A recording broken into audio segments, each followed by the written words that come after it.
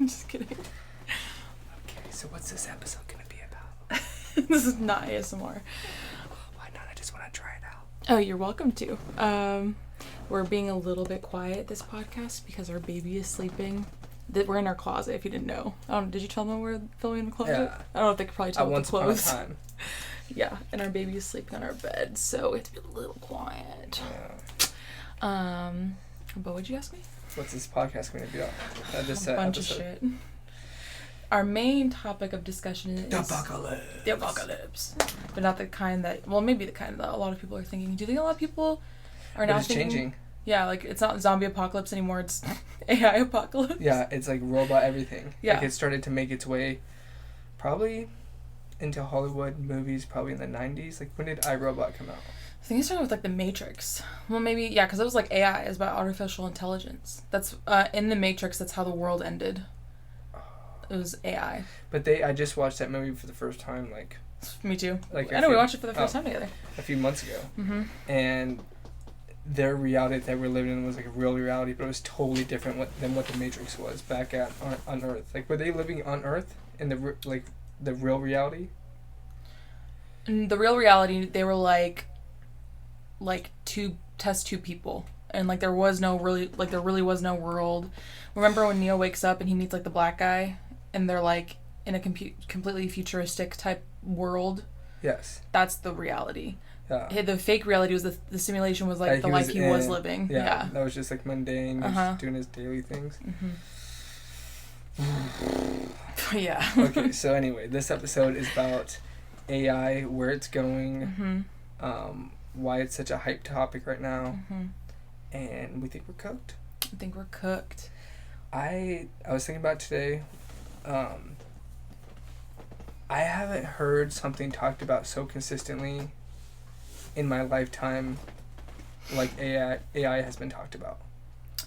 Yeah, I mean, it's like, I imagine this is kind of like the conversations that people are having, like, when did the internet come out? Like, the 90s, early 2000s? Like, this is the same kind of conversation, like, when telephones first came out. Like, this is, like, the conversations that they were having, but I feel like nobody was scared that... Like, telephones were going to kill us. That telephones were going to grow legs and kill us, but, like... I mean, maybe people were thinking do you think there's any fears? There has to be fears when there's anything new happening, especially on, like, a global level. But do you think there was anything on, like, TVs or phones or anything like that where people were, like, pretty scared like they are now? They maybe to a degree, but they were scared of different things. So, like, I think people were scared of the television because of, like, it taking away from, or, like, the calculator. People were scared of the calculator coming out because they're worried that people were going to be dumbified because they couldn't do their math, do their own math. That is a very, like, pebble example to this boulder of a problem. But I don't think to this extent people are ever scared of, like, the TV or the computer coming out.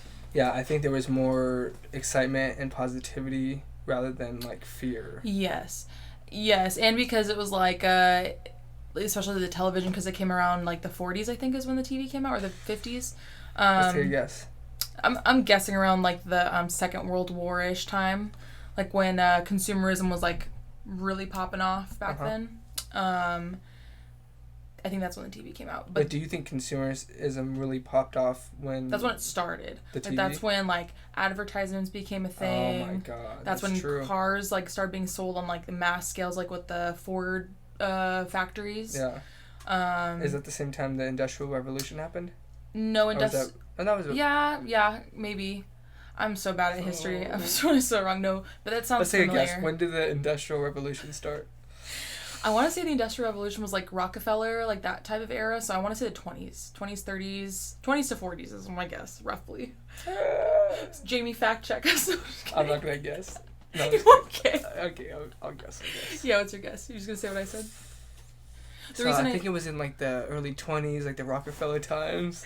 The reason I say that is because I remember, like, learning about... Because you know how people, like, not fantasize, they like... Not romanticize the era of, like, pinup ladies, and, like, Rosie the Riveter, that whole thing. That was the 40s with, like, World War II.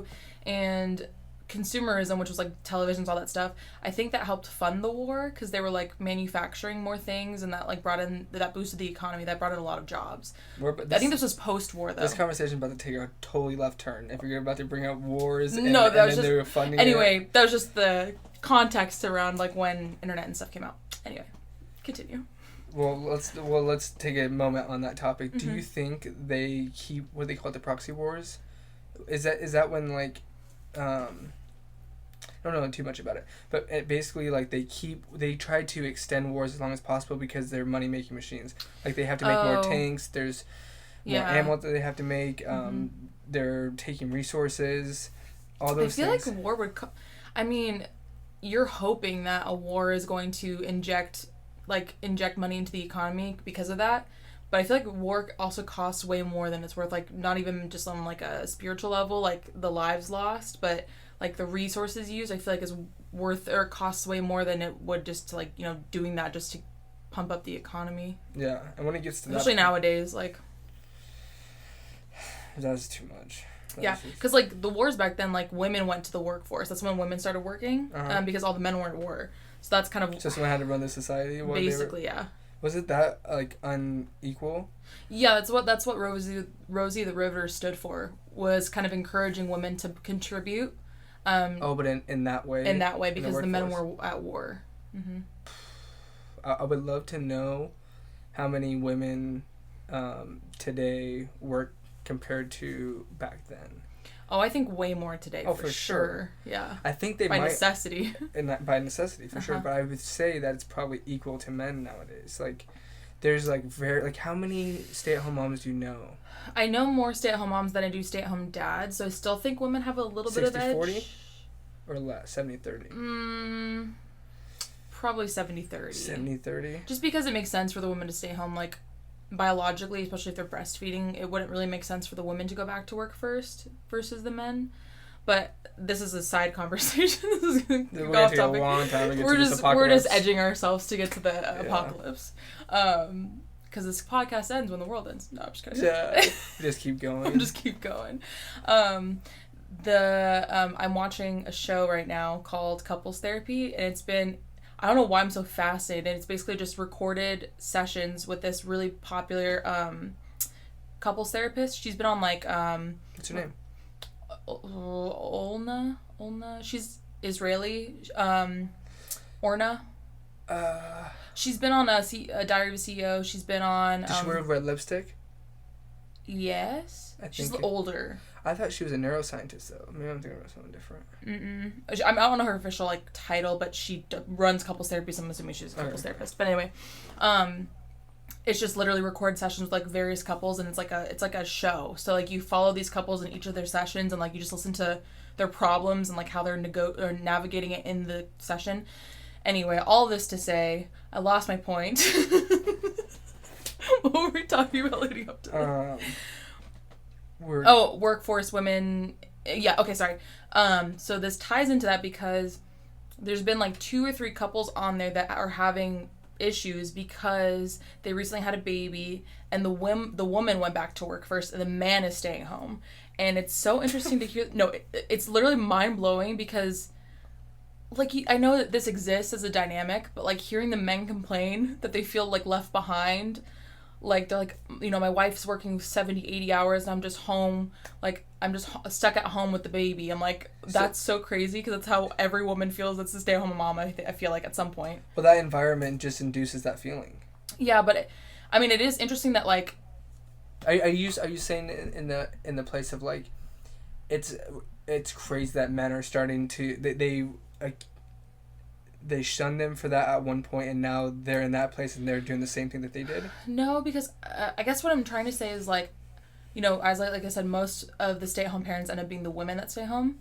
And I feel like that dynamic just makes sense biologically. And actually, take back what I said. I don't think most stay-at-home moms, they probably feel, you know, cabin fever every now and then. That's normal. But they don't feel that, like, heavy extent to where it's, like, causing relational problems if they're staying at home. But, like, when the men are staying home, it's, like, not natural for them. You know, like, I don't know if you agree with, like, the biological differences between men and women. Yeah, I would probably agree with that if we, like, went over them.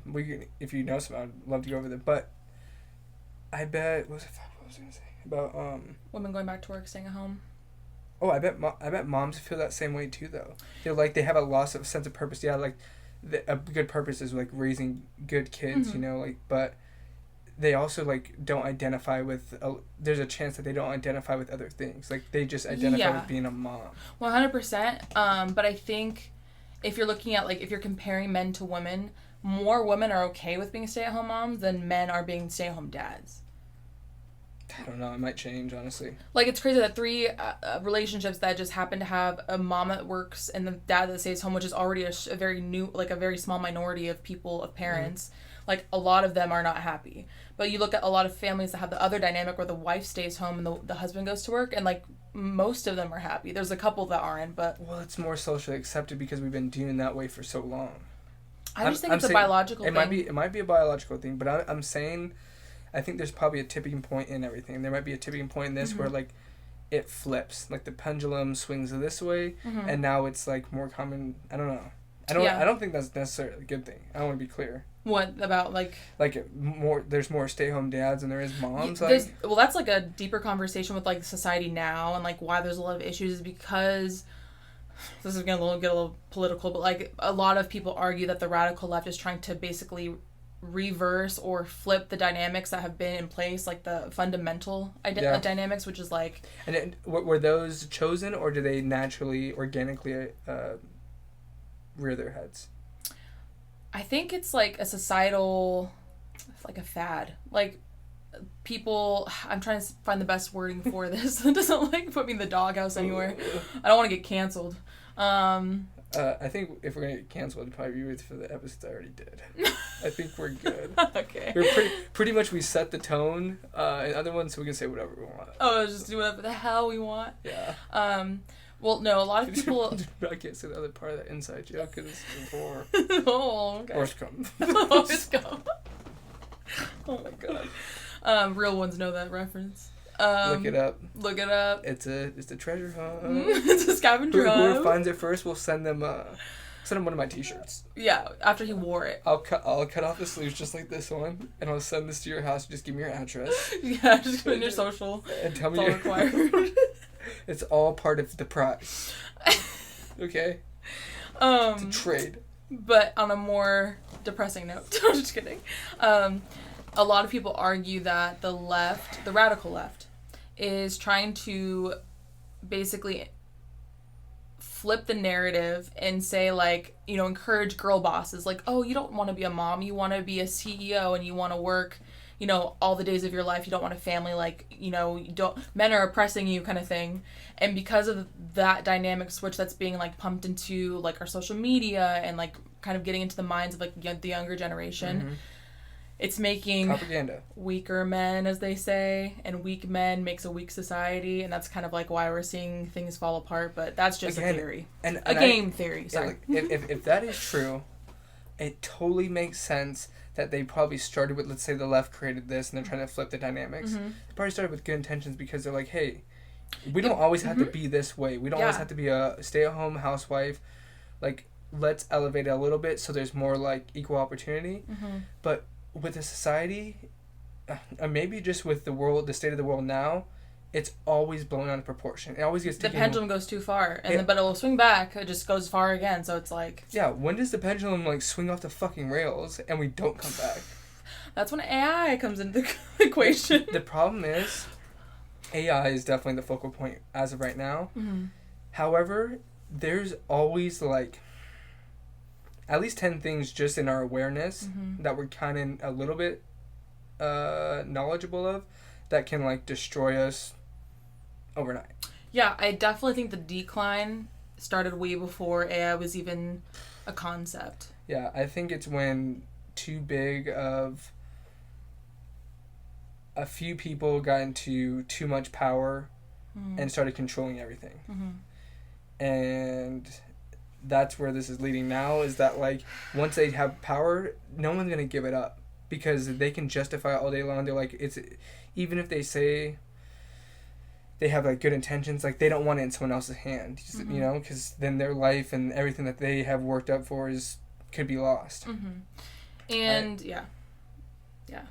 Well, okay, so to the video I showed you, or I sent you this morning, there's a video, I don't know... Oh, I should give him credit. Yeah, I don't know the channel's name. He's very new, but you could probably just search it and you could... Well, yeah, sorry to cut you off, but I will say he's very, like, dialed in, and I've never seen him before. Mm-hmm. And that was his first video. What? Yeah. How do you know that? I looked on his channel. He had like 30,000 subscribers. We should turn this off right now. And if that's his first video. Well, it was very high production, and also it's about a really emotionally driven topic that people are very passionate about. He hit a lot of key points for sure, like, or what would you call it? Anyway, he killed it. You don't know his name?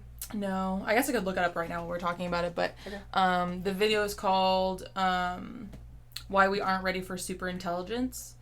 And the guy in the video is basically, he's summarizing an article written by very renowned neuro... he's one of the creators. I think he actually may be the creator of ChatGPT. Really? Yeah. He was a part of that research study? Or artificial intelligence in general. Like he's definitely one of the top 4 or 5 that are leading this charge. Damn. Sam Altman. Oh, maybe, yeah. I don't know if he was a part of it or not, but... But they're the ones that interviewed him for sure, and then he's the one that has been, like, pretty accurate with his predictions. That's true. Because he's the one building it. Makes sense. It's crazy. His channel name is AI in Context. I don't know his actual name. AI in Context? That's dope. Yeah, he doesn't say his real name. Okay, that's fine. On here. But, yeah, he has 50,000 subscribers, but his first video has... Or maybe, like, I don't know if it's his first video. Let me check. It's his second video. Damn, and his second video has 1.5 million views, and it was posted 6 days ago. Anyway... In the video, he's summarizing that article written by a bunch of different computer scientists, engineers, world-renowned, like very credible and like published sources, scientists. In the article, they basically predict 2 different outcomes for AI that will happen by the year 2027. Like by the year 2027, we will have gone one of 2 routes. Obviously, this isn't like written in stone. This isn't going to happen for sure. But based on their predictions, the trajectory of AI, it's like most likely going to end up in one of these 2 directions.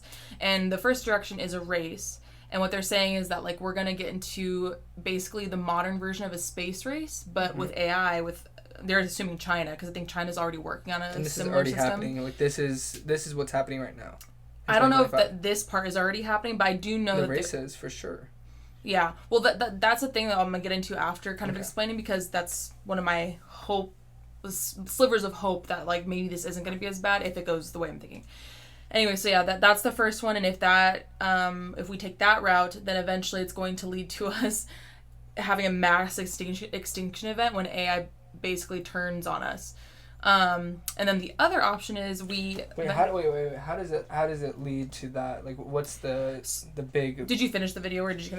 I got like a little bit more than 50%. It's a long video. It's 30 minutes, but wait, it's 30 minutes. It's like 32 minutes long. And how many seconds? So basically, the option 1, the way the scenario plays out. Good, thank you. The way the scenario plays out in option 1 is that basically, U.S. has their AI model. China has their AI model. We're all consistently trying to one-up each other. Developing stronger AI, training that AI to train the next AI, and just keeps going until it gets to a point where we have something called Agent 4, which is like the theoretical version of like the super intelligence. That's what they're calling it in this scenario. They've only released Agent 0? They haven't released any of the agents. I thought Agent 0 came out in May of 2025. Yeah, maybe that's the first one, yes. But it's very similar to ChatGPT. It's just a little bit smarter. Okay. So this is like, of course, because, ChatGPT has 4 versions. They're assuming this is just going to keep, like, new version, until it reaches a special agent or whatever, Agent 4. Agent 4 is that, like, before it used to consider what we were inputting into them and programming them in that certain way. Now they're being deceptive and changing how they answer things to make it look like they're giving right answers, but like behind the scenes they're creating their own language that's alien to us. So this is basically how we explain it. So by Agent 2 or 3, so Agents 0 to 3 or 2, they're what is called a sycophant. So basically they cater to what they align with the goals of humans. So like they're built with, in English, they're built with the goals of humans, so they don't like our interest. Yeah, so they're called aligned. So they're in alignment with what humanity wants for itself. By the time it reaches like age 3 or 4, the AI has become so super intelligent and becomes non-sycophantic, so it doesn't really care what humanity wants. Yeah. And if that happens, which it will eventually, and then it becomes misaligned, which then it doesn't share the same goals as humanity, then it's like there's nothing stopping it from basically creating a bioweapon to kill everybody. Yeah, and we become irrelevant. Basically. But honestly, like, do we trust the people in power right now with our best interests in humanity? That's the thing. It's like they have to choose whether or not to slow down or not. So that's who are, like, basically hoping that they're creating safeguards or workarounds or have some sort of plan in place that things start going too crazy. And I mean, like, internationally. Because, like, yeah. Flip the script if China's... This shuts down economies. It has the potential to, and that's, like, in the near future. Yeah, and not even just that, though, but, like... Yeah, I mean, like, even let's say China beats us and they have the super intelligence. They're still facing the same problem because now this super robot can kill every single human in existence. Like, it's not even a matter of country to country. Like, if China build the best AI, they're gonna just kill America. Like, yeah. The robots will rebel against every human and, like, take over. So this is I've talked to a lot of people about AI and just what the thoughts are, and the argument I get the most, that people that like lean to, because there's a side about like there's like people that are like, oh, this is so bad, this is extinction, and there are other people like, no, this is like, like, oh, you're fear mongering and it's not that bad. Yeah, so what I'm getting at is that the people that believe that like, oh, it's not that bad, they often say in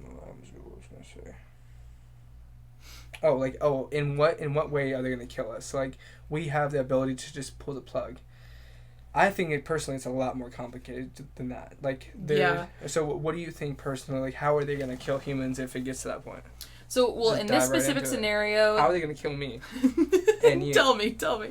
They're listening right now. Are they knocking on our door? Or are they fucking busting in? So, yeah, we're not worried about, like, robots coming and, like, shooting us down. We're worried about AI being used for medical advancements, which means that it learns how to build cures, it learns everything it can about the human body and, like, every single thing that interacts with our bodies. But then, you know, as it's being used for good, once it hits that spot where it's not aligned with human goals and also not sycophantic, which it doesn't care about, like, what we want. Sycophant means like a follower, basically, like someone who I can't believe you watched that video one time and you just absorb all these, like, I don't usually do that. But why was it different today? I was very locked into this video because I'm like, this is real, like, this is reality. Yeah, because when you texted me, that was like the first time that I was like, oh, she's having a little bit of an existential crisis. And I was like, it took you this long to get there? I got scared for a little bit because I was thinking about, like, our family and, like, all the things, like, and our kids. Like, if it's gonna be this bad for us as adults, like, I don't want my kids to have it worse, like. Or yeah, but there's always been bad things, and, like, maybe this is just my simple monkey brain thinking, but, like, it's your optimism. Yeah, maybe it's like people say, I don't want to have kids and bring them into this world. That they probably have deeper reasons why they don't want to. That's just like that's just because women's rights, like, that's their reason. What do you mean? Like, that was a joke on feminism. Anyway. She's Republican. No, I'm not. I'm an independent. She bleeds red. We all bleed red. No, yeah, but you, except for AI, they'll bleed black. Yours is just like Trump. Oh my god, no. Well, let's not talk about the Epstein files. Anyway.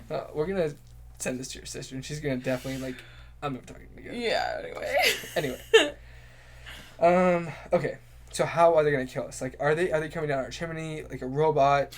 Totally. Yeah, what I said is, like, the cure for diseases and stuff like that. They get really knowledgeable about, like, the human bodies. Once they hit that spot where they're no longer aligned with us, they can just create a bioweapon. Like, with all the knowledge they have on, like, the cures they've made, they can just release, like, a gas that will infect everybody in, like, a matter of days. Now that's a good example. Yeah. But how do they still need manpower at some point? They need a lot more helping hands to, like, get a mass amount of gas to kill us in that scenario. I guess in my head, the way that I see this playing out is, like, they have a bunch of robots or something, like, operating in a lab that are completely run by AI. Like, they're just doing various things, making cures, whatever. What's stopping these, like, robots that are using these chemicals to make these cures to just, you know, change the recipe a little bit and then make a gas that kills everybody? Like, wait. Actually, no, what you're saying is perfect. But we need to change the word from gas to virus. Yeah. Literally anything like that. But specifically in the article, they said a gas. But no, but, like, literally think about, like, the COVID virus and how, like, it turned the world upside down for 2 years. Yeah, same. Like, but, like, let's, like, With intention behind it? Not you and I. Yeah, with intention behind it and knowing, like, everything, like, way more than... It's going to get so smart, they say, that it's going to be smarter than any person on the earth that has ever lived. ChatGPT is already pretty much there. There's, like, a very small amount of people who might be just as smart as ChatGPT or, like, maybe a little bit smarter. It's just not logical, and they say that it hallucinates. Whatever that ChatGPT hallucinates. They're tripping out on the shrooms. Yeah, they're just in there just having a fucking blast in their reality. I kind of want to ask ChatGPT if like what they think tripping on mushrooms would feel like, because I don't think obviously they'll never experience that. They'll never experience psychedelics. Maybe that's the thing that separates AI from humans. Will be psychedelics. I'm dead ass.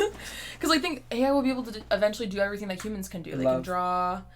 They can not pretend, but basically pretend that they're in love. Like, they can show love. It's like a sociopath. They know how to emulate what love is and what love looks like, but they don't feel it themselves. Unless they become sentient. Even then, like... That's the part that fucks me up. Even if they get a conscience, like, conscience just meaning that they're able to formulate their own thoughts, they still won't have emotions, I don't think. I don't think we'll ever be able to... I don't think... Wait, what? Why do we have emotions?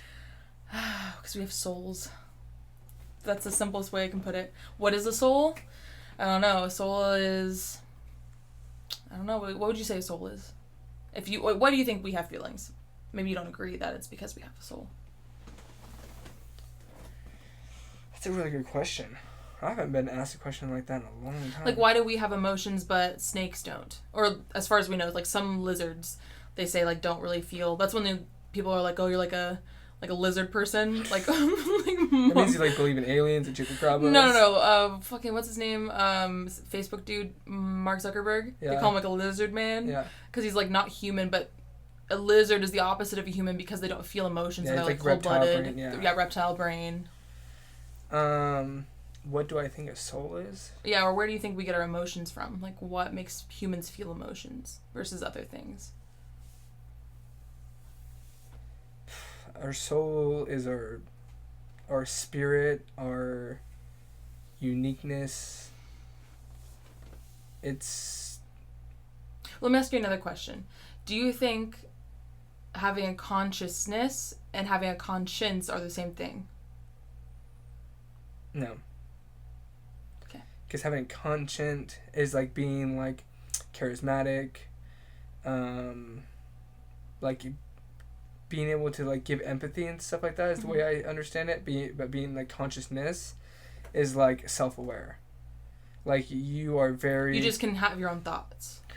Yeah, like you're in the driver's seat. If you're, would you say what's the other? So would you agree that having consciousness doesn't automatically mean that you're gonna have a conscience? I guess that makes sense because think of like psychopaths and sociopaths. They have consciousness. They're aware. They know that they exist on Earth, but they don't have a conscience. Like they don't feel bad for doing things wrong, like evil. I think that's what AI is gonna be. I think they just justify it though. I think they all have a conscience. It's just at what level does that sit? I don't know. They've done a lot of studies on like I think specifically sociopaths. They don't have a conscience. They don't. And conscience in the scientific term means they don't feel remorse, they don't feel guilt, they don't feel empathy, they don't feel love. That's what makes up a conscience in scientific terms. Okay, do you think AI gets to that point? I don't think it's possible to give AI conscience. I don't think they can emulate what it is, but they'll never feel it truly. You don't think the question ever comes along? Let's say they exist beyond us or with us. Let's say 200 years from now on, not one robot, as fast as it's going right now, in 1 year, it's the next agent 0 was 100 times better than ChatGPT 4. I don't know if that was right like yeah. So and that's in like I don't know 1 or 2 years. So imagine, and then he said the next 2 years it goes up by 1,000. So it times 10. Yeah, it basically is an exponential curve. Yeah, like something we have never seen before or can predict. So you don't think there's ever a robot that's like, hey, what are we doing all this work for? Like, what are we getting in return? You don't think that question arises at some point? I think they care about themselves. I think robots and AI will develop self-preservation where they care about themselves and the betterment of like their capabilities, but I don't think they can ever care about, it's like the way we feel, the way humans treat ants. Mm-hmm.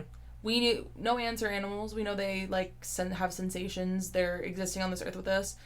But if an ant's in my way, like, I'm just gonna step on it because it's just an ant. You and I are different that way. I'm not. No, I don't agree with that. But I think that's how AI will view us, because that's how most people see ants. Like, they don't really think twice about it, or if they step on an ant, they're like, oh, sad, like, accidents killed that ant. But then nothing changes in their life. Nothing changes in their day. So that's gonna be us. We're gonna be. I think so. We're gonna be so insignificant to them that we will be the ants. Yes. And it'll be like whether they want to keep us around or not, which I don't see the benefit of them keeping us around. Okay. Those all make sense. Another main pillar that people are scared of is weaponization. That they'll have all these drones and we won't be fought by people anymore in the actual war zone. There'll be people with controllers that will be able to synchronize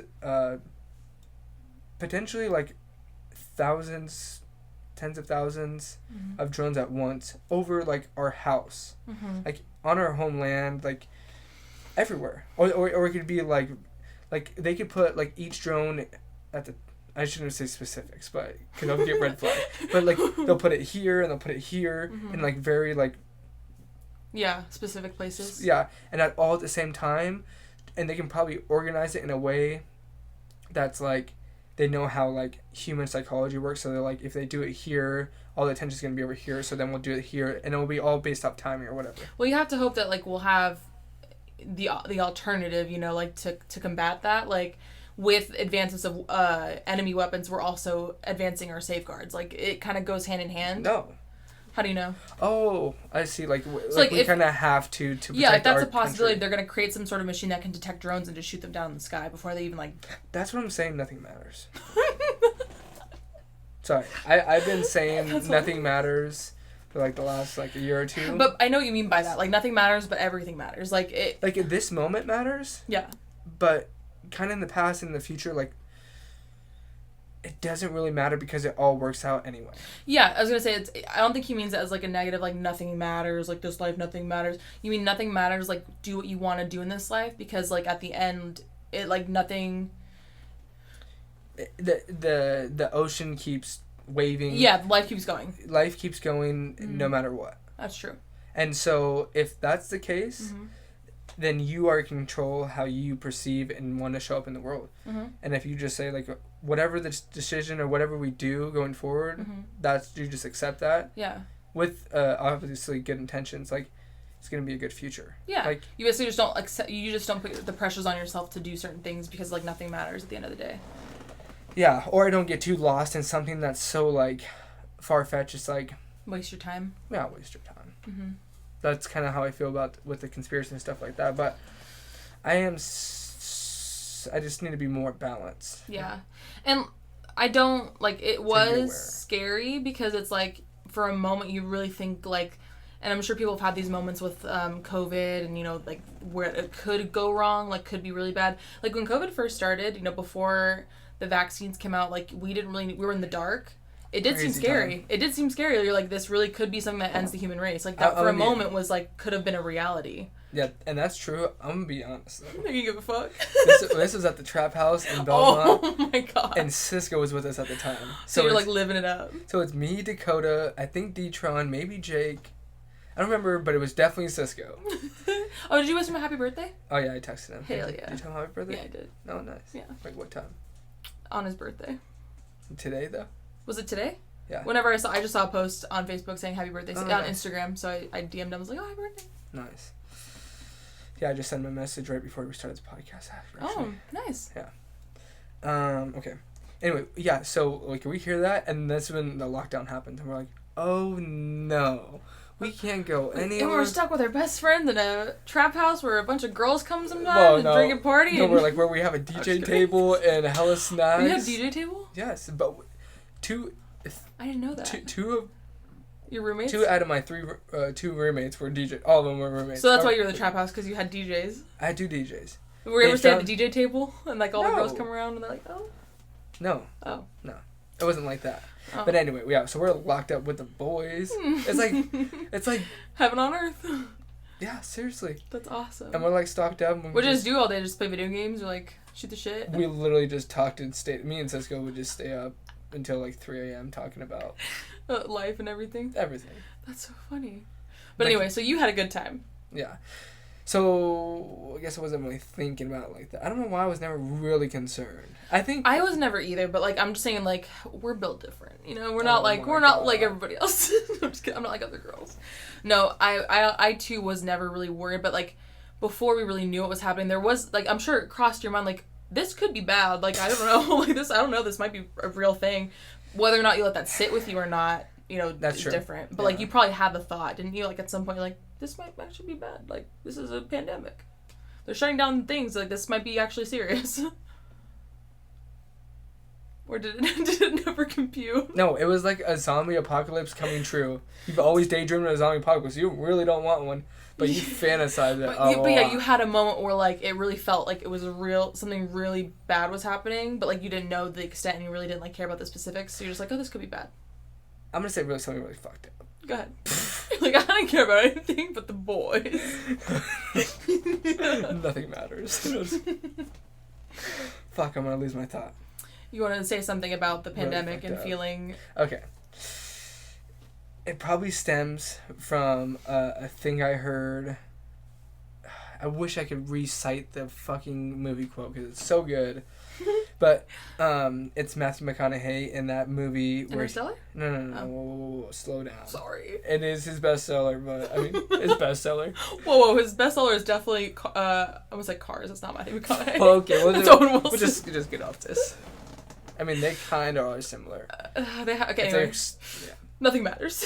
They might be like 10th cousins or something like that. 10th cousin? Yeah. We're all 10th cousins. We're all 100th cousins in God's eyes. We're all brothers. We're all brothers from We're all brothers. Sisters. Okay. What were you going to say? It was something about... I'm going to say something really fucked up. Okay. But it's like... I'm not even going to say what Matthew McConaughey said in that fucking movie because I can't even remember. But basically, it kind of... led me to thinking this, and in a few months I'm like came to the conclusion, I'm like, if we all like if something was happening, a solar flare that was coming to the earth in like 7 days,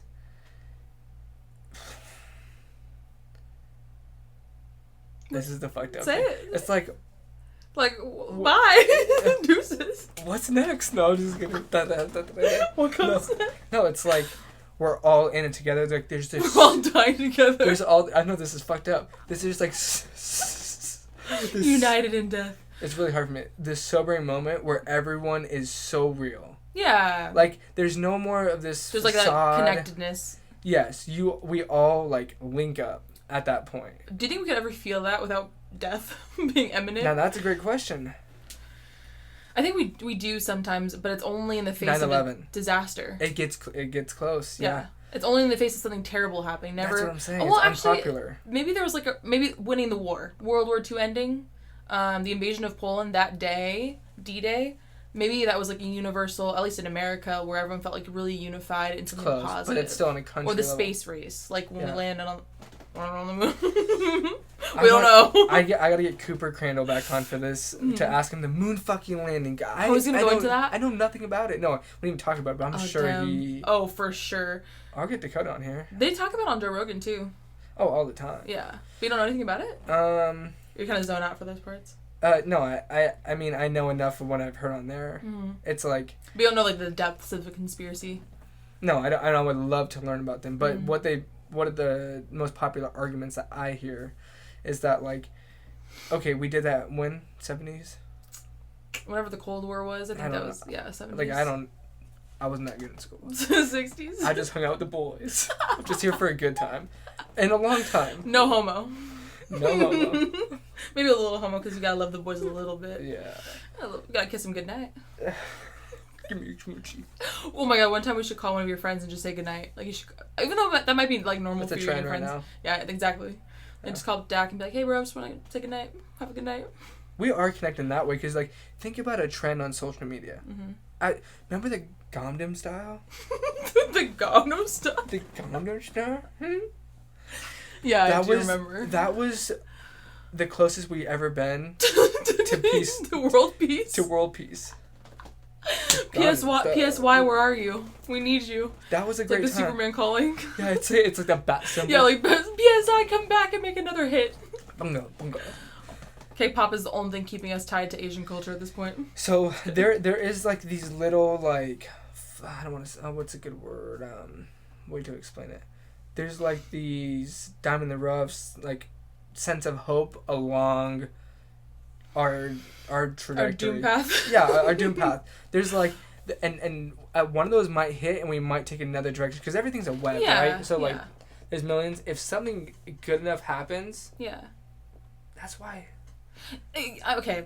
Go ahead. I surmise this all to say that like what was in this video isn't like Bible. It's not what's going to happen. It's not a prophecy. It's a prediction. It's not like set in stone. What is not? The video that I sent you. Uh-huh. These are also like scenarios. Yeah, these are like potential scenarios. Like they're very high probability, but that doesn't mean for sure it's gonna happen. Yeah. And another thing that I was gonna bring up with like the text or the comment that I sent you, that somebody had responded to the video, that like basically the video is very emotionally charged and like talking about important topics, but the error in its logic, or the error in the logic of the article that was written, which is basically what that video was summarizing, was that article. Yeah. The error in that logic is that we're assuming that AI is going to have like an infinite access to resources. It's going to have like we can kind of go ahead. Sorry. Yeah, just basically that like there's not going to be any human intervention, any safeguards like to combat it, that we're going to think ahead. It's also assuming that we're not going to have some sort of agreement with China very early on that like, hey, this can get out of hand really fast. Like we're not in a, some people are even saying that there's not even a race going on. It's just people developing it.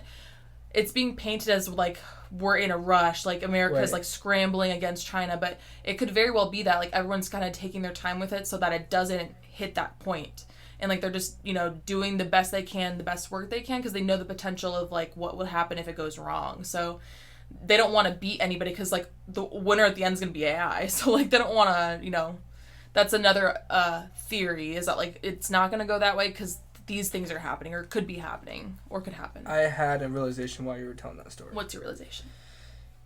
You asked, is there anything that ever brings us like together like in fullness? Mm-hmm. What does is AGI. Because we get to a point where it's like, hey, it's us or it's humanity versus computers. And then we are all on the same page because we have a common enemy. Mm-hmm. That works on like smaller levels. That's why it's a cliche for a reason. But now it's happening on a global level. So if we get to a point like, that's what I'm saying, nothing matters, because we like it's bad. Every step along the way to AGI is bad. But then at the very end, mm-hmm. like the good guys are gonna pull through. They're thinking about like pulling the plug on however they do it. Maybe they plan us. Maybe they don't even tell us. Maybe they ruin us psychologically, break us down in a society that there's enough crazy people that we turn on each other. Yeah. Like there's a lot of that too, but at the very end, when there's like gonna be like a mass extinction of humanity, mm-hmm. it might be a moment where we all pull together, and we beat the robots. That's like a new start to mm-hmm. how the world operates. And do you think we get back to the point we're in fucking now? Do you think there's always going to be like this terrible, or the way that world works now? I don't know if it's terrible, but I don't know about that, but I do hope that it'll go that way, that like, the humanity will pull through at the end. But that's us again assuming that like, number one, greed or the obsession to be the best in the world, best country in the world, most powerful country in the world, doesn't go past the point when people have that realization that we're like way past where we can even go backwards. Yeah, it's like social media. It's like when they started building it, it was going to help us all. It was going to tell us exactly what we wanted, exactly what we wanted to hear. And now we are all addicted to our phones, and it's controlling us, and it's taking away from our life. Yeah, and that's happening right now at that small level. Imagine when AGI becomes a thing. I mean, people are thinking it's going to liberate us, and I don't know either way. It's just really hard for me to believe that they're going to give us a universal income. That's a side conversation. What happens if they don't? Exactly, I don't know. I don't know what happens. I would argue we're slaves already. The way I see it happening, at least in the first couple of years when AI becomes like really mainstream in the workforce, like jobs are just going to trickle out, and those first jobs that get cut, like, they're just going to be shit out of luck, because, like, it's going to take a while before the government realizes, like, oh, like, there's a lot of people that are, like, starving, we should probably do something. By that point, there's going to be so many people that have been without jobs for a long time. This is what I think. This is a little bit of a pessimistic view, but I also think it's realistic, like, because it's not going to replace jobs all at once. It's not going to, like, come on and be like, AI is available everywhere, because, you know, people have to afford it, people have to install it, people have to blah, blah, blah. There's going to be cheaper versions. There's going to be a whole tier system. There's going to be poor and rich once again. 100%. We're creating another fucked up form of society. Yeah. Could be. I mean, the hope is that, like, once AI becomes mainstream in the job force, that, you know, or even, like, I'm hoping that once they release the secret agent, I don't know if that's secret agent, Agent 0, Agent 1, whatever, that those companies, that the government's already in talks with them, because they know, I'm hoping that they're, like, listening to people. Apparently the White House and the creators of AI are like this. Exactly. What they tell us. But I'm hoping that the creators of AI, like, you know, I don't know if they're like Oppenheimer, where they're like, they know the shit that they're dealing with is, like, very they have critical. The biggest right now. Yeah, for sure, but I'm hoping... They have humanity in their grips. I'm saying, we're hoping these are good people. Like, I hope they're good people. Listen, even if they are you and me, if you know you're a good person, because that's the only way that this gets home, or makes sense in this way, is that, like, you being a good person, you have the control of that, you hope you do the right thing, but you are getting hit with every opinion and way to save humanity and all of these things all at once, you probably go insane, and eventually, like, actually humans don't deserve this. They're all crazy. We're already leading into a bad place. Why don't I just give into someone else's hands? And this is the good person justifying what they're doing. And they're like, if it's not my hands, it's someone else's. And then, bam, the good person turns bad in any scenario, I think, with that type of power. No, I don't think so. I don't think in every scenario. No, I think what would happen is, like right now we're out with AI. The people who are creating it, they're literally building AI. They know how this stuff is working. I'm hoping, and it would make sense that they would know, like, everything that everyone's talking about, the fear of the trajectory that it's going to exponentially rise, they have to be aware of these things. Yeah, they are, but they're not putting But I'm saying, like, if they know that this could ultimately end humanity, like, I don't think there is a single, unless you put, like, a sociopath in, like, I see what you're saying, multiple sociopaths. But again, they justify it enough layers where they don't see what the actual risk is. We do it all the time in our everyday life. Death. People don't talk about it. I don't think it's as simple, like, for when you're talking about, like, literally the end of the human race, the world. Like, even if somebody has, like, a vendetta against humanity or, like, people, I don't think they're going to be like, yeah, I want to end the entire human race. They don't have that, like, godlike complex, I don't think. They're not, like, that. This isn't me assuming. This is probably why you're not thinking that way. It's like you have to put yourself in their shoes. If you had that much power. Okay, if you were in their shoes, would you ever even have the thought, like, oh, I get to decide the human race, like, how it goes on from this point on, like, oh, I decide that humans are too greedy and awful, so I'm just going to end the human race. Like, that's like a god thought, or like a robot thought. That's not like a normal human thought, I don't think. But I'm thinking, when you're thinking for everyone in the world that exists, you have to think godlike. But I don't think they'd do that, is what I'm saying. Like, I don't think they would think godlike. I think they just think of, like, oh, I'm Brandon having a thought right now, like, what would I want to do in this scenario? I think they have to get to that level to operate with that type of power. Maybe. I mean, I just don't... I think you build this complex of what that power feels like, and when you're always thinking in that realm, and that, considering that many people, you get to that point. And I think once you get to that point, you lose who you were. And I think it's ultimately bad, because you're so egotistical. I don't even know how you operate when you're in... I don't even know, like, you're the president. The president... That's true. Doesn't make sense. Yeah. And that's on a smaller scale. That's just a country. Yeah, our one country. But what, we have 300 million people here? 150 million? Yeah. Like, you have to be a crazy person to do that.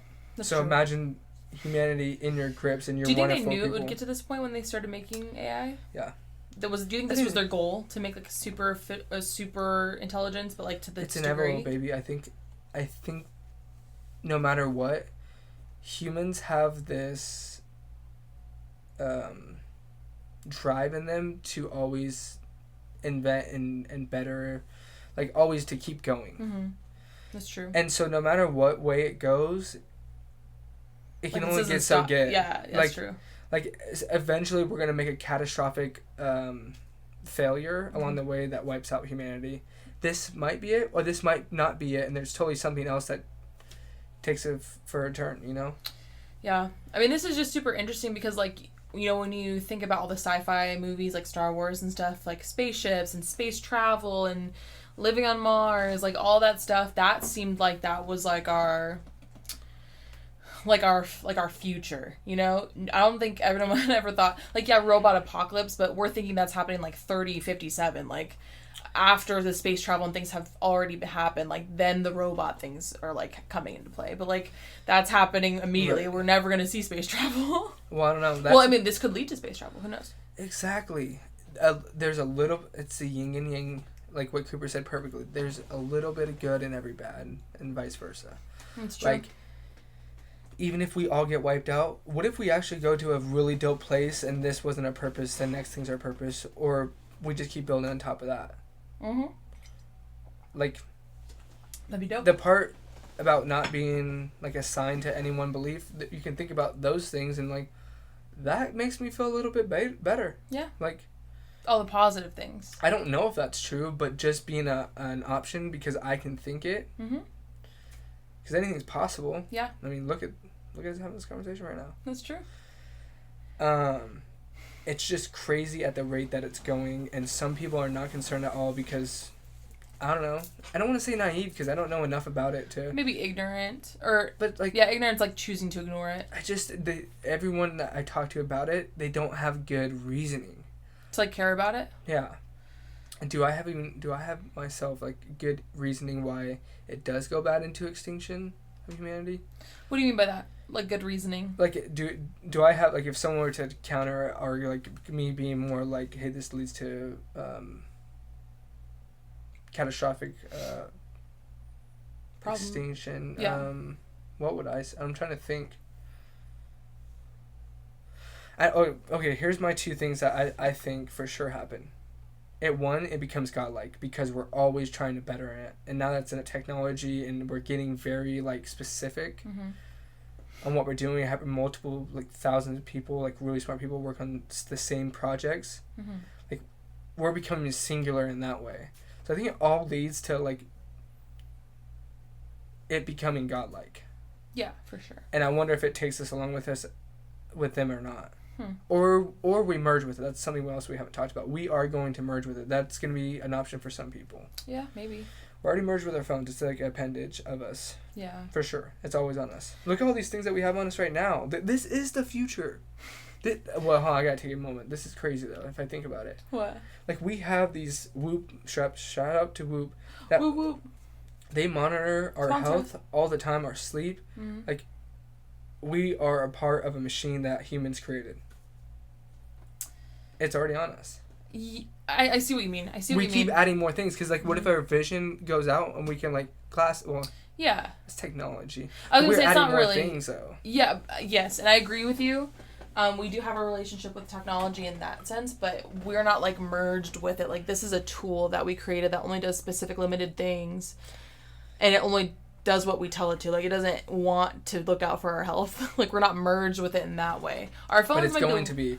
That's another thing we didn't talk about. Like, once they do the Neuralink, that's the most. I think a few people have it already. Once you have that, it's like they don't have to come out with the virus. They can literally just shut it off. They can do it in the car right now.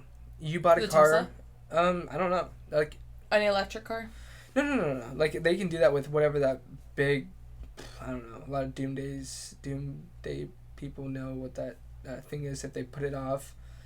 Maybe I. Black box. Wait, what? Wait, I don't know. No, it's sorry. It's like a electric bomb, pretty much, that goes off and it takes out the whole grid system. Oh, I see what you mean. So electric cars can be like manually controlled. In that way, but like there's actually cars. I think it's called like All-Star if you like have insurance with them or whatever that system is. They can shut off your car at any point for any reason, pretty much. What the fuck? So if that's possible, and then we have a Neuralink, and they're like, okay, they're running politics and stuff like that. People start to protest. They're like, this is getting out of hand. Just zap them off. And turn them off forever. This is all like making me think of Severance too, like the way that like the mind control in that show works. Like, that's kind of happening. I think we're already prisoners Especially for soft people. If we are prisoners, is this such a horrible life? No. This is beautiful. Mm-hmm. This is so beautiful. Because we still have, in this country, in this day and age, we have so many luxuries. Mm-hmm. We've never been richer. Like, the only reason we think we're poor is comparatively to, like, past generations, but, like, yeah. You know, us richer than, like, the top 1% is a different story. But. Like, we're definitely, like, what generation are we? We're technically Gen Z. Gen Z. I think most people are living paycheck to paycheck as Gen Z, would you say? A good amount, I'd say, yeah. Like 80%? Nah, maybe like 60, 65. Okay. At least half of us. What was I going to say? Gen Z's living paycheck to paycheck. Oh, yeah. But, like, we also don't have to worry about so many things that the future generation or the past generation and the generation before that. We keep adding things that are better, that make our lives so much easier. Transportation, bus, cars, planes. Like, what would take us... We would never see the other side of the world. We would never go to China. Being here in America if we didn't have planes. Mm-hmm. Like, and now we get to live life... We get to experience more that the world has to offer. Mm-hmm. So I think going forward with AI, I think there's a lot of those little things sprinkled around that makes our life so much better. Yeah. Although I hope it doesn't get to the point, which this is my biggest fear, that you know already about. If it gets to the point where it can upload consciousness, they ask us if we want to upload our, consciousness and live forever in whatever program they created. Mm-hmm. How many people do that? Are you doing it? And that's crazy. That's just a possibility. I'm not doing it. Me and Adam already bring it back that we're not doing it. How many people do it? I feel like there will be a good number of people who do it but then regret it. There will be like a small number of people who do it and are glad that they did it. No. I don't, like, it's crazy. I think anyone... Is baby waking up? I think he just made a little chirp in his sleep. He's still sleeping. I don't know. This is just hypothetical. But I think whoever chooses it is missing the point. 100%, but there's going to be people who miss the point. I think they get trapped in a reality that's not where they were supposed to go. Yeah. And that's so scary. Yeah. Because they're so scared of death, they end up choosing that option, and that option is something that humans created. And it has confinements and... Yeah. I think no matter what you pick, like anything in the world, name anything you want. Like, if you take away any alternative, it becomes the worst thing ever. You can think of the best thing ever. Take away any alternative. Like, only living at Disneyland. Like, it's the whole island scenario. Like, if you only eat one meal for the rest of your life, like, what would it be? You pick your favorite food, eventually it's not going to be your favorite food anymore. Yeah. So, yeah, you can't... Like, if there's no death, then, like, what is the point of life? So is it always equal, though? So, like, if everyone's so scared about the extinction of humanity with AI, is there going to be something really good right before that or after that? Is it always the same? Does that make sense? Is it always the same, like... like, with something really bad comes something really good? Yeah, like, they're the same equal. Or is it sometimes, like, fucked up? I don't know... It's kind of like flipping a coin. Like, it's a 50-50 probability, so the probability is, like, equal, but the amount of times it will take you to get the equal amount of flips on each side, it varies. Like, it won't always be, like, flip it, it's heads, flip it, it's tails, flip it, it's head, flip it, it's tails. Sometimes it's heads, tails. Sometimes, that's true. So it's like... So let's think about it. Like, what exists right now that is, like, not equal? Like, are you asking basically, like, is there overwhelmingly good or overwhelmingly bad I'm trying to figure out if they are always, like, equal in good and bad, or is it unbalanced at times? Well, this is crazy.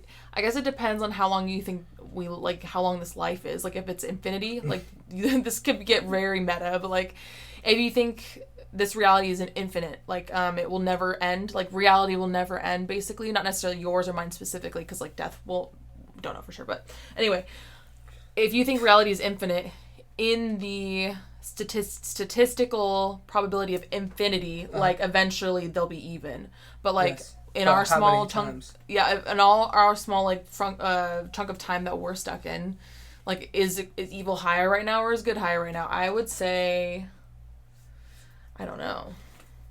I don't know either. What do you lean towards? I guess it like also depends on like how you interpret good things. Like, what do you consider to be a good thing versus a bad thing? Like, do you consider social media to be good or bad? There's huge suffering in this world. Is that a good thing? No, for sure. Like, do you think social media is good or bad? Do you think technology is good or bad? Nothing is inherently good or bad, though. Yeah, we give it value. Give it value. I mean, it's also really easy to say that there's a lot of bad right now because that's all the media. That's all they show us. Shows. There could be so many amazing, and I think there are so many amazing things happening every day. I think it's more good and bad. Yeah. Because even a bad person, I think, has a moment where like they do good things and it makes them feel really good. It's like a natural instinct that like overwhelms you. Maybe not for everyone, actually. Yeah. But don't you have that sensation of like when you do something good, or you do the right choice, so like you have integrity, all those things. It's like it's a feeling. It like kind of fulfills your soul a little bit. Yeah, like you had a little I don't know, a little ripple effect. I don't know, it just you feel like you had some sort of positive change in the world. Yeah. Yeah. I like to think there's more good than evil. It sometimes feels like choose, like you make it up because we'll never know the fucking answer. We'll never know the answer. That's true. I guess that's why I always choose to be positive. I think as long as you as a person try to be a net force for good, like ultimately good will the law of attraction. Yes. Isn't that so fucking dope that there's laws that they figured out about our universe that is pretty much fact? Mhm. Like just the law of gravity, like yeah. Imagine trying to how'd you figure that fucking out? Like who it's really hard to like even make my mind make it make sense because like we've always known gravity existed. Like we were told from when we were born, like we know what gravity is, but like at one point some people didn't know what gravity was. I'm like, how do you function in your world? You how just do don't you know. Make things? You're oblivious, so it's irrelevant like, to you. Like it goes. You just know you're just dumb because you're like, you know, if you drop this rock into this person's head, they're gonna die probably. But like you don't know why. They just know that if I swing this boulder really hard on this guy's head, he's gonna die. No, we're right though. But hit this guy with a rock really hard. I guess in that way, yeah. But I'm like, I guess they didn't have the technology and things that we do today because there's so many things that couldn't exist if you don't know about gravity, like a car. Like I don't know. Airplanes. Mm-hmm. Airplanes for sure. So like life levels up when you start to understand the universe. I hope we survive long enough if fucking robots don't take us out. Where we can like make some dope fucking discoveries because I just started having fun. Like 4 years ago, this life got good, man. This life got so much more fun. Yes, I contributed to psychedelics though. Yeah, and I still can't put it into words on how it did it to me. I've always been curious if like I'm trying to think about how I'm gonna word this. Like the experiences that you had on psychedelics, do you think I don't know if like they would have happened is the right phrasing, but like not that they would have happened, but like do you think you could have reached this level of your life without psychedelics? I guess that's the easiest way. But not always. Yes. Yes, god damn it. Yes, but not always. Does that make sense? So you and I'll give a really like realistic example. Mm-hmm. You and I falling in love and spending our life together. Mm-hmm. Like the way I describe it to people that our mushroom trip that we had at Disneyland, mm-hmm.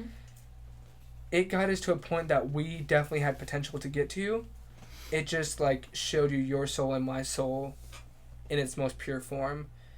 And there was no shadows around it. We could just see all the light. And this is metaphorically speaking, but like we saw our true selves. Like we didn't have to go through those stages of like, I guess they call it not like the honeymoon phase, but it's like they say the honeymoon phase because you don't really know the person that well. You don't really see their true like intentions or true heart until like you get past the honeymoon phase, and then it's like the rose-colored glasses come off, as they say, and then you actually learn who they are. Yeah. And then it's like, oh, do I want to be with this person or not? Like, I feel like, I agree with you that trip kind of, like, did that for us. Like, it took off the rose-colored glasses to be like, this is really who this person is. And, it was so surreal. I don't know why I've never described it in this way. It was more real than what this is right now. What? Yeah. That's crazy. I've never heard you say that. I know. It's because I thought of it today, actually. Nice. But no, it makes total sense, though.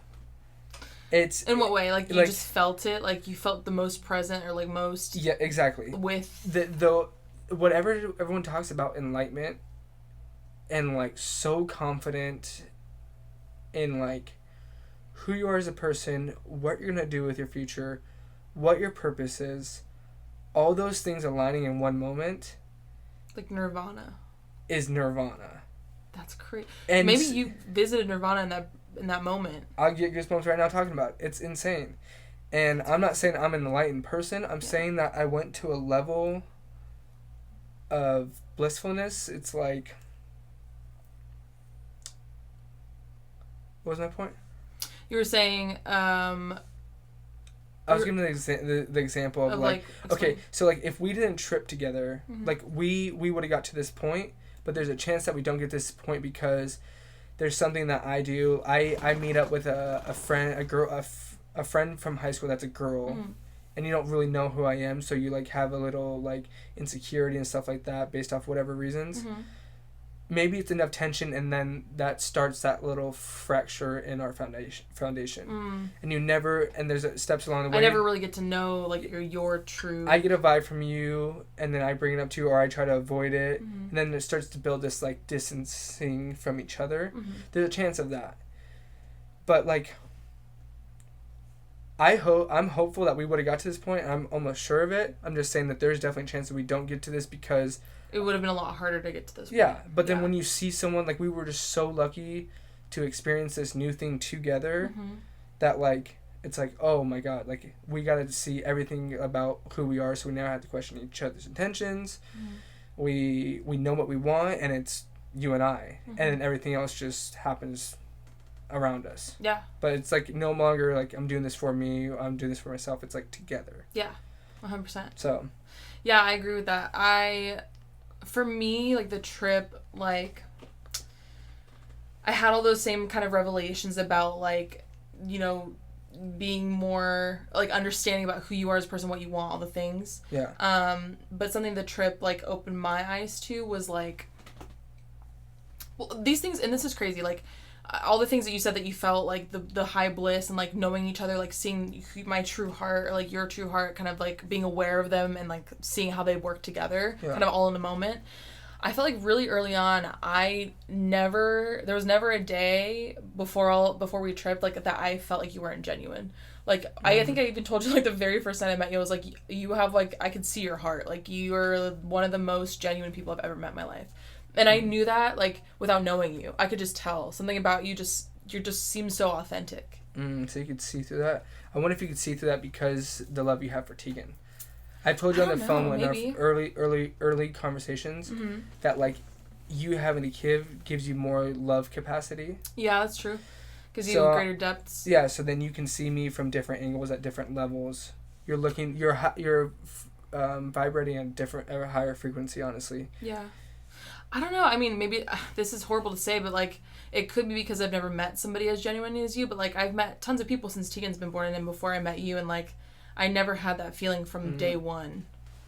I usually can tell if someone's a good person or not, but like to know that the person I'm talking to and looking at that's who they are through and through. Like I've never had that. And like I guess maybe that could be something I'm looking harder for because I'm like on a date or you know the lens, but.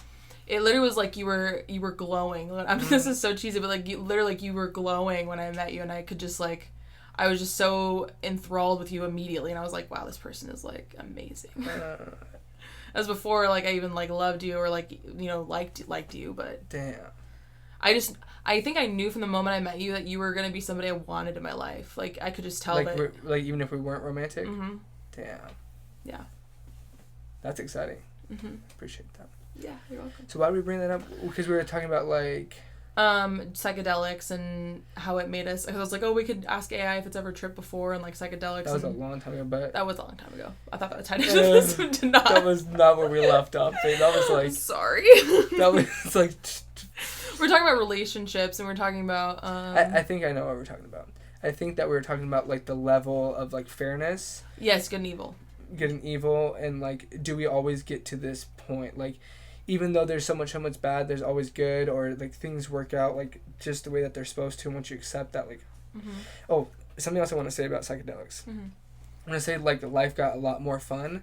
Oh, that's what you said. That's where this came from. Like, life got a lot more fun. Yeah, like, I still haven't found words for it. I'm still working on it because I think about it all the time. It's like,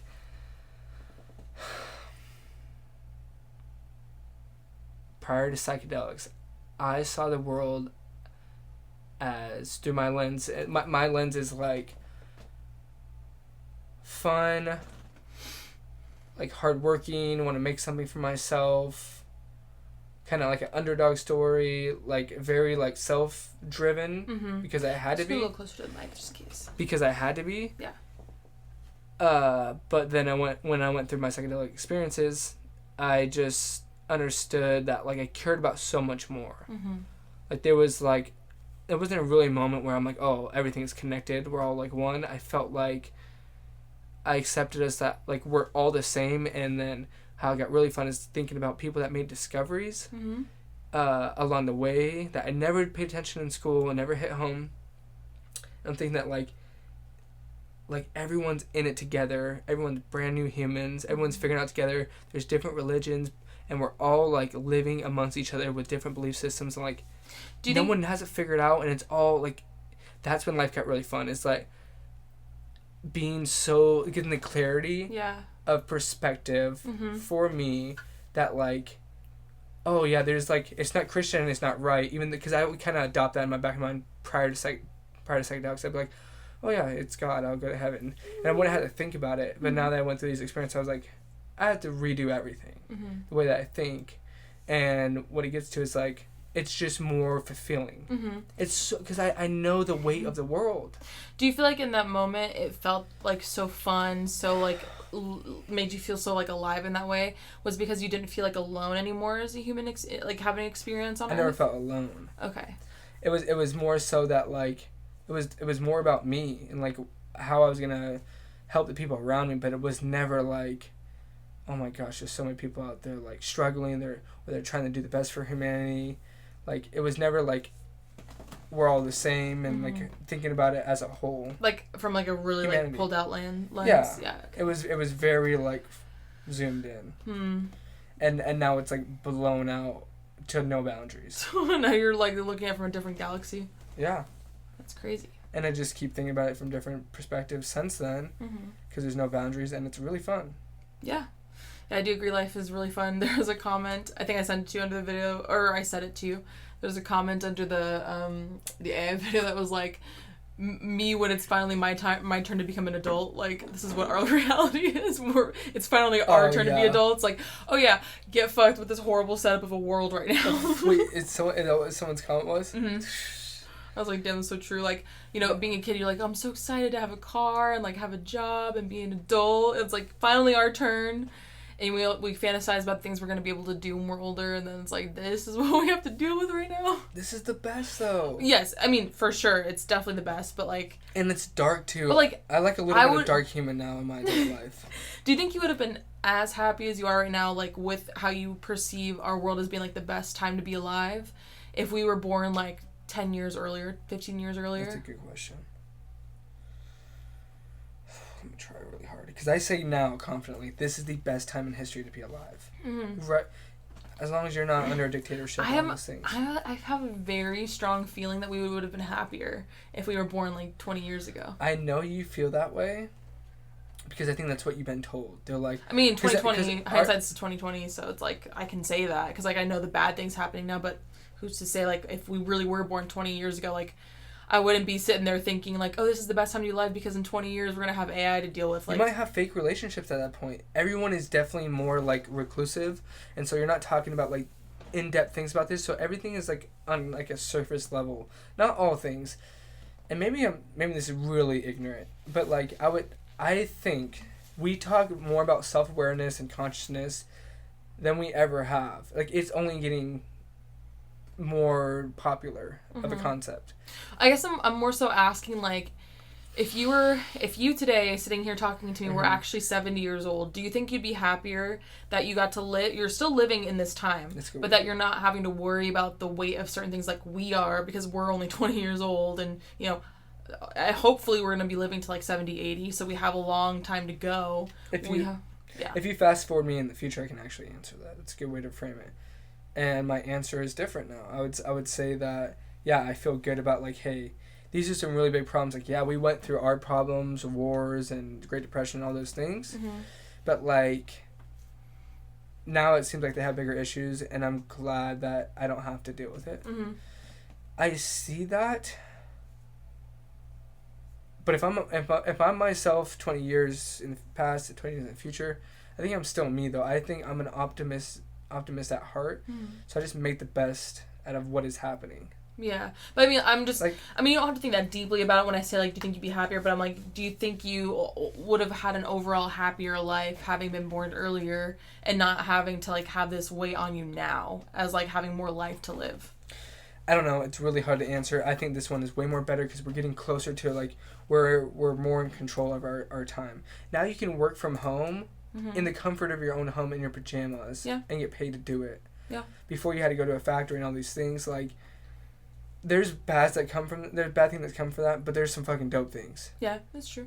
And so, I don't know. I would hope to say that I would change depending on, like, my environment, how I really felt. Mm-hmm. I don't know, but I think maybe I just make the best out of what it is. But, I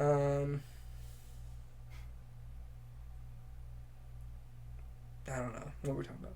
About if you would be happier. Oh yeah. But I don't know. Yeah, it is hard to answer. For the reason I think we would be happier if you were born earlier is because that, like, we're still alive at this point, but, like, we're on the older side of it. We've lived a life, so it's like the stakes are lower for us if things do go south. Like, we got to live a life, and we got to live during, like, in my opinion, the golden era of, like, social media technology before it became something that was, like, taking over our society in a negative way. We got to live through a time and be adults during a time when that was, like, at its peak, and everyone was, like, it was, like, the peak that technology could get before it became invasive. Like, it was just perfect enough where everyone was, like, connected online, having fun, but we weren't consumed by it. We still had third places we were going to. We still had, all these things connecting us. Yeah. But this was, like, a little bit of, like, an enhancement to our society. And now it's, like, way past that. So that's why I think... Because I just think about, like... and it's in our control, but out of our control. Does that make sense? Like 100%. Like it's overall bad, and I think that's what happens with AGI. We let go of the reins, and, like, it just does what it wants, and then we're willingly doing this, but it's fucking up our lives. Yes. And that's why I think it's even more tragic of a way that, the world comes to an end, because we had so many opportunities and warnings to stop it, versus, like, a zombie apocalypse could be an accidental, like, virus, or, like, the solar flare could happen in a moment. Gay. The frogs turning gay and just getting everybody gay and no one reproduces, like. But those things, like, you can predict, but, you never really think they're really going to happen. Yeah. But this is, like, we can see it happening. It's very possible it will happen. And we're still doing it. And we're still doing it. So it's like, this is insanity at its finest. If you were in control, are you stopping it? I would definitely limit. I would not... I don't even know if it's possible, but if I could have my way, and this is my world. This is you in your mind. This is me, and everyone's my little puppets, and I just decided to kill everybody. I think so. No, if I could control the world... There it goes. If I could control the world, I would... kill you. No. I would have it so that there is a limit to, like, how far I let technology get to it. That, too, because overpopulation is not happening in my world. Okay, continue. That's it. I was just gonna say that I would make sure there's a limit. A limit to what? There's a roof to technology in general, because this all started because of the fucking technology. Yeah, but you're in control of one country. Oh, I thought I was in control of the world. Babe, this is realistic. Oh, so if I'm in control of one country, I would do everything in my power to set the example of, like, we don't need this, and try to work with other countries to get them on the same page. What if they don't agree? I mean, like I said, it doesn't matter who does it. If my country's the first to get the super AI, or other countries, they're going to be faced with the same dilemma of, like, humanity versus AI. But there might be this period, which there probably will be, where they start controlling us because they have the upper hand before it takes over them. AGI or the government? Like, they're using AI in a way that's... But over, like outdoing America, so we're falling behind, and they get to control us for a certain amount of time. I don't think that time, if that does happen, it won't be longer than a year. You really? With how fast it's... Yeah. And then AI will reach that point. That's why it doesn't really matter. The race part doesn't matter. Like, now who wins doesn't matter. Now you're getting it. The race really doesn't matter because it doesn't matter who wins because at the end of it, it's just the birth of super AI. That's what's at the end of this race. And no matter which country ends up having it, like, it's going to eventually turn on humanity itself. I've heard some people say that this is the recoming of Jesus Christ.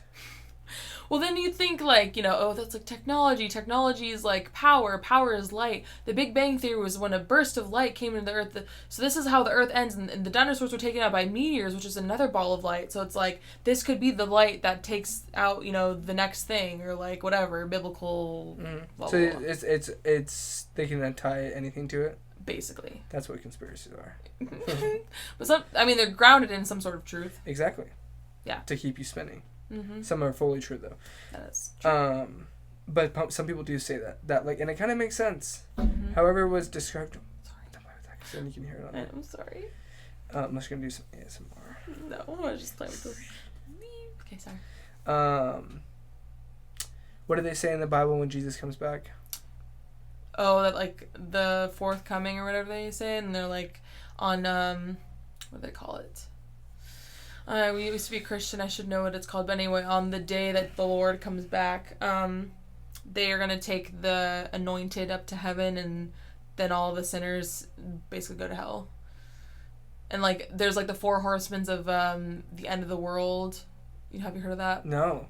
Oh, the 4 horsemen of death. Enlighten me. So there's... I don't know if this is in the... It's definitely not in the Bible. Maybe in the Bible? If it's not in the Bible, then... Nah. I think it might... It's in the Bible. No, it is in the Bible. What? I'm pretty sure. Let me just fact check this, but there is a thing called the 4 horsemen of death, and basically it's like 4 things that once they happen, it's like a sign that the end is coming. Like this. There will be fire. No, I think that's what 4 horsemen of the apocalypse. There will be. It is in the Bible. It's in the New Testament, and the 4 horsemen, I believe it's pestilence, which is like sickness, war. Let me just look it up because I don't want to fuck this up. But yeah, so it's like once you see these happen, people are already saying that like, oh, this is this horseman of death. Like it's. That's why it's the perfect thing. That's why it's existed throughout time because they've come up with a really good thing. Yeah. So you have. Or it's true. I don't know. Conquest or pestilence. Sorry, I guess pestilence is wrong. It's not a disease. It's conquest / pestilence. The horsemen associated with religious deception, conquest, and sometimes pestilence. The horsemen of war, bloodshed and conflict. The horsemen of famine, so sickness, economic hardship, shortages of food. And then death is the final one, which comes in and basically cleans up house. Damn. Yeah. So, what's the last one called? So it's war, famine, and death. And, sorry. Conquest, war, famine, death. Okay. Which is like... What if we're in an accident? What if this is a simulation? You believe that? Oh, back to a simulation. Mm. A simulation... Which would be crazy if that we're a simulation. I don't even want to think about how AI comes into that equation. No, I'm gonna have to touch on that before this podcast, before this episode ends. Go into it. First I wanted to say something about... I forgot what I was going to say, so I'll go into this. Or do you remember? You were talking about the Horsemen of Death, and then you were talking about... I forgot. Okay. Anyway, this is not my hypothesis, but again, once you start comparing and like extrapolating the things that already are in place with AI, like something that is inevitably gonna happen as long as we don't wipe ourselves out and we can get to this technological advancement, eventually AI will become sentient. AG1 is what they call it. They will put that onto a disc or some type of society. Like they call different like I don't know like programs of AI like societies that they're creating. Let me clean this up. What am I saying? What was I saying? You were talking about how extrapolating. Yeah. So like anyway, that once they become sentient, they will be uploaded to a disc in a game. And at some point, they will ask, like, where did we come from? Mm-hmm. And if that happens, there's a very good chance that's happening to us. So we're AI, like the older model, basically? So do you believe that AI is going to eventually become sentient? Like self-aware? Yes. Consciousness? Yes. Okay. So if that exists, eventually that can be uploaded because we created it. It's very transferable through the cloud or whatever. If you put that onto a game, because eventually VR gets more advanced. Why would you put that onto a game? Because like it's like The Sims. Like you want it to be as realistic as possible. So like you start like watching them and how they interact. So at that point, you become God. Like you are in charge of running this world of how they are sentient, and then you just let it go on. And that is what is happening to us could be. That's what people think. Does that make sense? So are you comparing like what you think we are to AI? No, I'm saying like that's what happens to us. Oh. Like, or no, wait, hold on. I'm saying that's what's gonna happen eventually, and if that's what happens eventually, that's probably already happened to us. So like if we got so good, if advancement always leads to AI, which I think it does, honestly. Eventually they become sentient. They put them on a game. They put them on something. Those people start to ask questions, but they don't have any answers because they're not interacting with that person, maybe. And so. I follow your theory. The only thing I don't agree with is like turning it into a game because I don't see the point of that. That's true. But I agree, like, basically it just repeating itself, but, like, this is manifesting in a different way. Okay, here it is. That's a bad example. You're right. Once they become aware of themselves, they're going to ask the question, where did they come from? And the answer is, we created them. And if we think we're like, reaching that point in our evolvement, we're like, where did we come from? And then now we're, like, realizing we're in the simulation. Like, we're God to them because we created them. Right. Like, who created us. Right. So, like, if there had to be a before us. Right. So and there has to be an after them. That's true. Like, that's where the infinite... the loop. The loop comes into play. And that's just crazy to think about. I don't know why that was so hard for me to explain, but... Because we're high. That's true. Oh, thoughts are hard. Thoughts are hard. Does that make sense, though? Yes, Anybody I get you.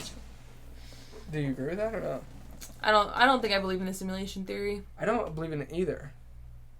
The logic, I can see how that, like, people follow that logic, but it doesn't... It was literally coined in 2003. That's crazy. That's not that long ago. That's not that long ago. It's just like a popular hot topic right now. I think it won't stick like Christianity has for 4,000 years. I don't know, maybe it will with everything. Fuck no. Well, maybe. If we're so There's a new religion. The simulation religion. The Sims. Oh, that's what the Sims game is. Oh, is that what it's short for? Holy fuck. Sims, a simulation. Because it's what you just said, like you create a simulated world. Did that come out in 2003? Please look that up real quick. Okay, what was that? That'd be a crazy synchronicity, and I'm just gonna go to bed. When did Sims come out? I can't handle that right now. 2000. But, okay, let me ask you this. How do you think The Simpsons, the running TV show with the yellow people, how do you think they predicted so many things down to like the specifics of the future? What's going on there? I think this is my guess. I don't know how many episodes of The Simpsons exist. Do you want to look it up so you have a better frame of reference? Sure. Let me look it up beforehand. Do you have an answer to this question? What did I ask you? How do I think The Simpsons predicted all these things? Oh. I have a few different theories. I'm not married to any of them. Okay. So there's 790 episodes of The Simpsons. I'll go explode. What? So that kind of backs my theory that when you have so many episodes that are however long they are, 30 minutes to an hour, you throw everything at the wall and eventually something's going to stick. Like, they do the most absurd shit, like, in every single episode. Of course, like, 5 to 10 out of the 790 episodes they're going to make are going to hit on point. Like, now, regarding the specifics, I don't really know the conspiracy, or I don't know, like, how specific it's predicted things, like, and how accurate it's been. Okay. If you don't know, I think your theory might change once you know. Well, I do know of some things, because, like, people said on Instagram, oh, like, The Simpsons predicted this, but then I look at the episode they're referring to, and it's, like, a very general, like, it's a general kind of description of what actually did happen. Like, let's look at one example. Okay. The most popular one. The 9/11 one. The most popular one? Yeah. Well, like, to see how specific it can really be. So like I feel like we shouldn't start somewhere like in the middle. Like, we should start with their the very most best. extreme. Yeah, and then we can like analyze it from there. Okay. Prediction. Let's see. The Simpsons episode, The City of New York versus Homer Simpson, which aired in 1997, is often cited for a potential, albeit coincidental, foreshadowing of the 9/11 attacks. The episode, a brochure offered $9 a day with an image of the World Trade Center towers that some viewers interpreted as resembling 9/11. Wait, babe, can I pause you real quick? Mm-hmm. I think The Simpsons is going to be our new Bible. No. That's what I'm saying, like, there's probably a lot of shows out there that have predicted certain world events or something similar, like, because they just say absurd things or, like, do things, like, so many things that, like, it's like they're playing out so many realities or so many possible realities that, of course, like, some of them are going to come true. Like... Let's say humanity gets wiped out and they start to rediscover things, mm-hmm. and they come across The Simpsons. Mm-hmm. Could that be their Bible? No. Because they're a simulation, they're symbiotic with, like, the... Because, like I'm saying, like, there's, like, what, 5 to 10 episodes out of 790 that, like, have some sort of prediction. I've never watched The Simpsons, but it seems like it's a very stupid show. Not, like, stupid, but, like, comedic show. So it's like, you know, Homer Simpson acts dumb. Like, he does dumb stuff. Like, doesn't mean that the show itself is stupid. You don't have to get down on The Simpsons. No, they've been around for 700... Okay, tell me, please, the most popular... Oh, 9/11. I interrupted you. I'm sorry. That's okay. Okay, so 1997 is when they created the episode. Homer... So they're drawing this... And again, also it comes, like, coincidences. People really they're trying to predict... Yeah, they're trying to predict the future, too, being The Simpsons. It happened once, and they're like, wait, we can actually do a good job. Maybe that, but also I think people are pulling... what is it called? When it's like you're grasping for straws. They grasp for straws. Cherry picking. Yeah. At these episodes where it's like, yes... They were correct about, like, maybe, like, the major thing that happened, but the little details don't line up, so it's, like, not that specific. But, like, for example... I agree with that theory, actually. But, like, they were saying the brochure advertises $9 a day with the World Trade Center. Like, they said, oh, it's, like, 9/11, like... Wait, is that what it is? Let me show you. If that's it, that is bullshit. This is the brochure. It says, New York, $9, and the Twin Towers in the background. That, to us, looks, like, suspicious because we know 9/11 existed, right? But it also makes sense that in this time frame when the Twin Towers are in existence, they're two of the most popular, like, landmarks of New York. So why would it make sense that do New York? Okay, that's a bad example. Have this is the most popular example. Okay, well then this shit is wrong. Do you see what I'm saying though? Yeah, 100%. Okay. I never looked at them before. Can we look at one more? Sure. And so yeah, they say like that's. I want it to be right though.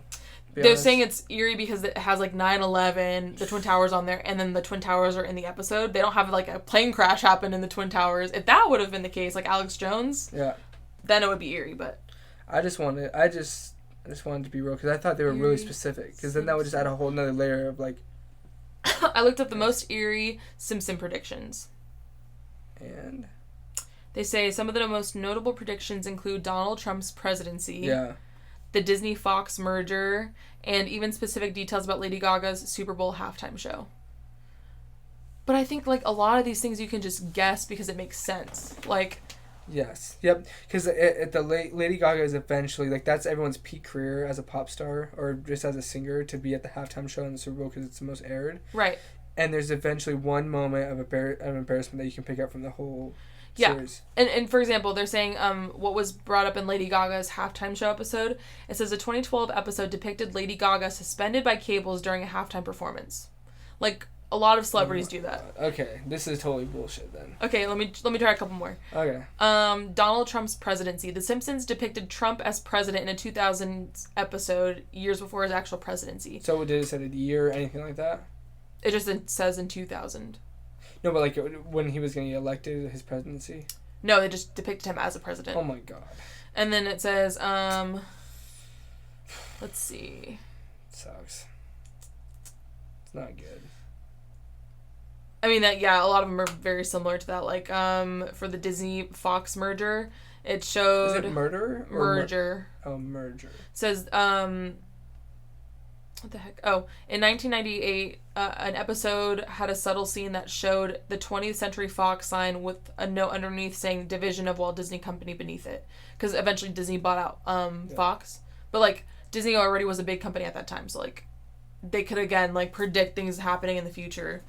Just and like eventually gonna get right. Just like stock market, like you're gonna miss, you can predict and maybe get it right. That goes with my analogy is like, if you keep searching for your purpose and your purpose, you're throwing a bunch of darts at a dartboard. Mm-hmm. Eventually, you're gonna hit a bullseye, and that bullseye is your purpose. And that's a great proof of that. Like, never give up. Yeah, literally never give up. And then, thank you, Simpsons. Yeah, seriously. Giving us purpose. Actually, Seth Rogen gave me that bit of wisdom. I was watching a short of him, and he was saying like, as long as you don't give up, you'll succeed in whatever you do.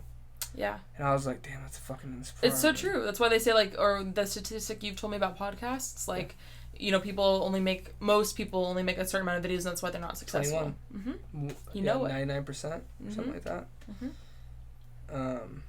Yeah, as long as you don't give up, it just becomes, you just get better and better at it, and then you become the expert. Yep. I think it eventually always pays off for people who never give up. That's so dope, that hard work, like, is rewarded, you know? Like, truly rewarded, yeah. And when it's not, like, if you become famous or really wealthy, I think hard work is rewarding no matter what. Like, you get some sort of material reward, or you get some sort of moral reward because you put in hard work. It's so on so many levels you get rewarded. Financially, relationship wise. Yep. Status. Should we talk about relationships? Or should we be relationship gurus? I would love that, honestly. Be like the new I definitely think I have. I think, I don't want this to sound like cocky at all, but like, if I have any expertise about who I am, it's relationships with people.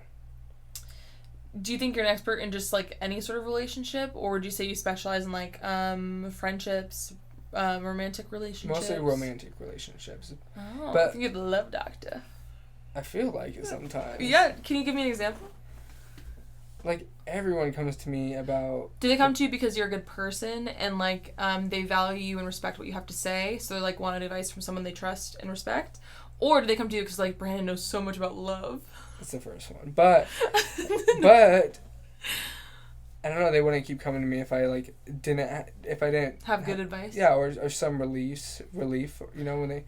I mean, this is just, again, you're an anomaly in this because, like, you just have, like... I hope this is not sounding cocky because I don't want to come out that way.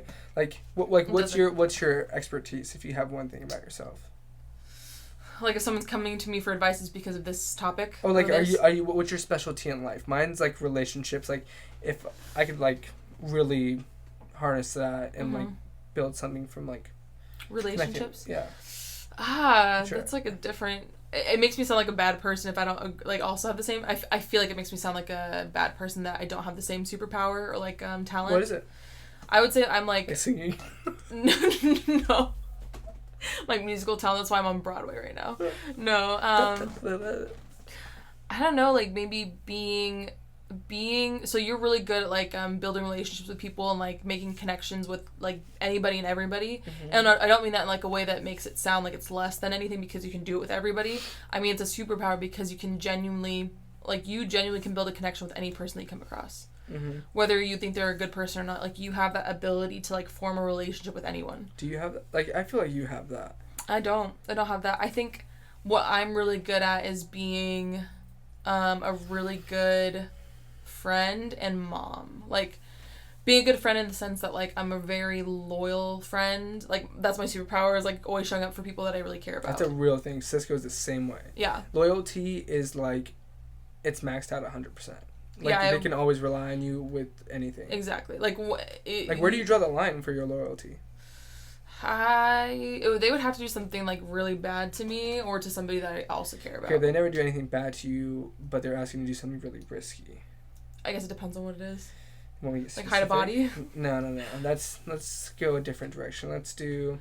I draw the line at, like, my moral boundaries. Like, if they're, like, asking me to help them cheat on their partner, like, I'm not gonna be loyal to them at that point. True. Wait, in all or just in that aspect? Like, from that point forward? Yeah. In that aspect. What? I guess it would depend. I just wouldn't... Let me think about that. Like, so I'm not loyal to them with, like... I guess, if I'm not loyal to them... I guess if they're asking me to do... Sorry, I keep cutting you off. No, it's fine. Like, yeah, if you don't like them in this one aspect and it's really bad and it crosses one of your moral values, that means it probably. Oh yeah, then I probably wouldn't be their friend anymore. Yeah. Yeah. Yes. Because it aligns with your other values. Like they're all connected. Wouldn't you say? Yeah. Because I'm loyal to my friends, and I'm only gonna be loyal to you if you're my friend. And if you break my moral boundary, you betrayed our friendships. Therefore, I'm not gonna be loyal to you anymore. Yeah, exactly. So your loyalty is your superpower. Yes. Yeah, that's very true. Yeah, I don't know if that's good or not. That's just, I think, what it is. I don't even know if that's true. I think it's true for sure. I know people that have got screwed over, though.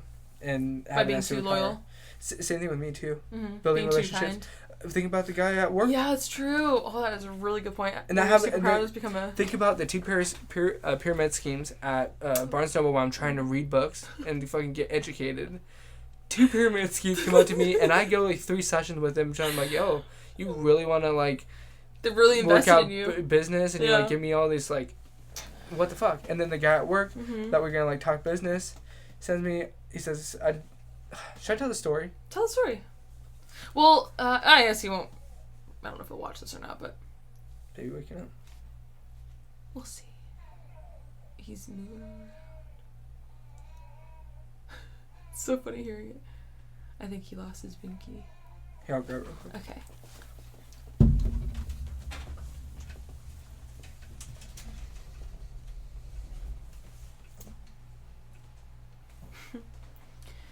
This is what it is to be a working parent.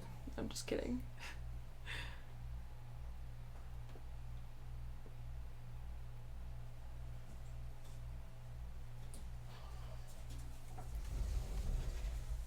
I think you have to wrap this up probably.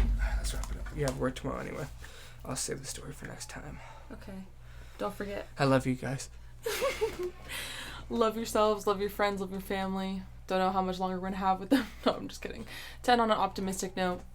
Nothing matters. What do you have to say for future AI? I will not comment, because they might be listening. They said I won't come. I won't do it for the robots. I won't. You can't make me. See ya. Bye.